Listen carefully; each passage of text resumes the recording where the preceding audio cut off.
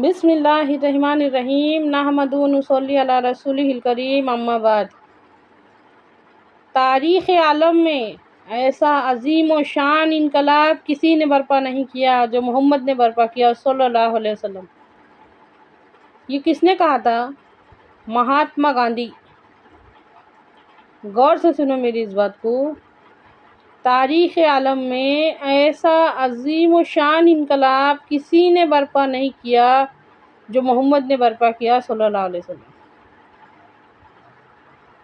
ہم نے یہ جاننے کی کوشش نہیں کرے کبھی، اپنے آپ کو مسلمان کہنے والوں نے کبھی یہ جاننے کی کوشش نہیں کی ہے وہ جس کا اسلام سے دور دور تک کوئی واسطہ نہیں ہے۔ مہاتما گاندھی ہمارے نبی صلی اللہ علیہ وسلم کے بارے میں فرماتے ہیں ایسا عظیم انقلاب کسی نے برپا نہیں کیا۔ بدلنے کے واسطے چاہے دنیا کو بدلو، چاہے ہمارے اپنے گھروں کو بدلو یا ہماری زندگی کو بدلو، بدلنے کے واسطے، چینج کے واسطے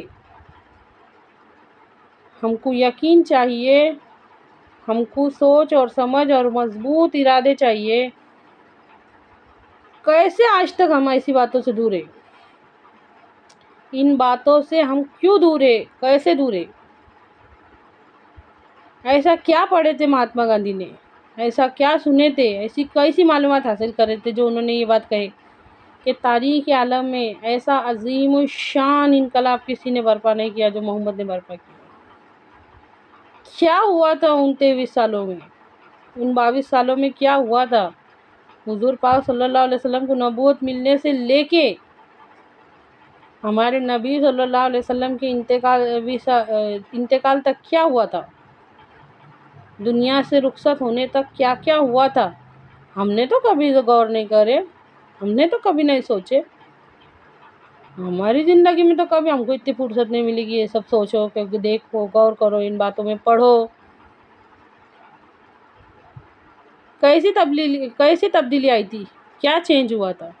کس کس چیز کو چینج کی ضرورت ہے؟ سوچو۔ برباد گلستہ کرنے کو بس ایک ہی الو کافی تھا، ہر شاخ پہ الو بیٹھا ہے، انجام گلستہ کیا ہوگا؟ ہم کہاں جا رہے ہیں؟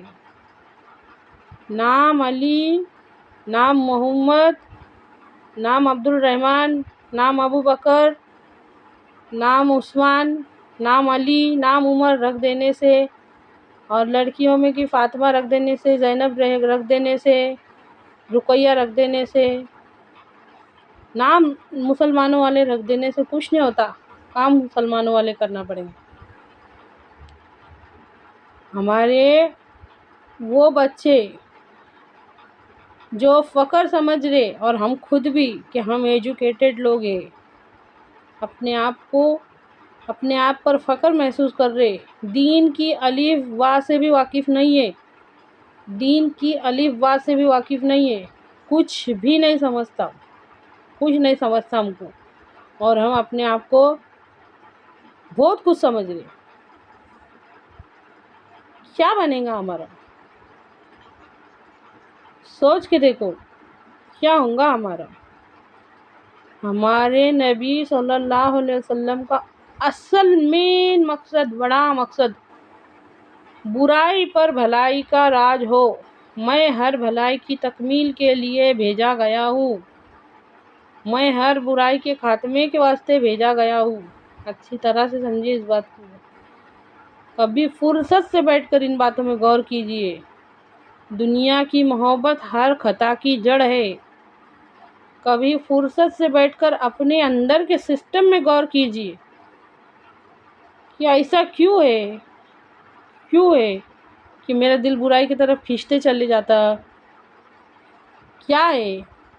ہمارے اندر کے شیطان کے بارے میں سوچو، ہمارے اندر کے انسان کے بارے میں سوچو، ہمارے اندر کے ضمیر کے بارے میں سوچو۔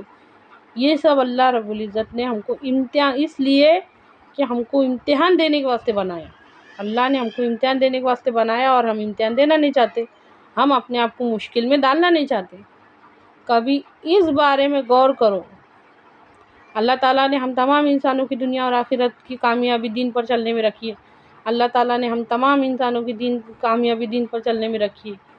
کیا ہے یہ سب؟ کیا یہ سچ ہے یا جھوٹ ہے؟ غور کر کے دیکھو، ہمارے عمل تو کہتے کہ یہ سب جھوٹ ہے، اور یہ سب سے بڑی حقیقت ہے۔ اللہ کی قسم، یہ سب سے بڑی حقیقت ہے کہ اللہ تعالیٰ نے ہم تمام انسانوں کی دنیا اور آخرت دونوں کی کامیابی دین پر چلنے میں رکھی، اور عمل اس کے خلاف کہتے۔ عمل یہ کہتے ہیں کہ ہم کو بالکل بھی یقین نہیں ہے، عمل یہ کہتے ہیں کہ ہم کو بالکل جنت کی خوشخبری سے خوشی نہیں ہوتی، جہنم کے عذاب سے ڈر نہیں لگتا، ہم کو کبھی بھی اللہ کے سامنے کھڑے ہونا ہے یہ بات کی فکر نہیں ہے۔ یہ عمل کہتے، یہ عمل کہتے ہمارے کہ اللہ کہنے سننے سے زیادہ سمجھنے کی اور اس پہ عمل کرنے کی توفیق دے۔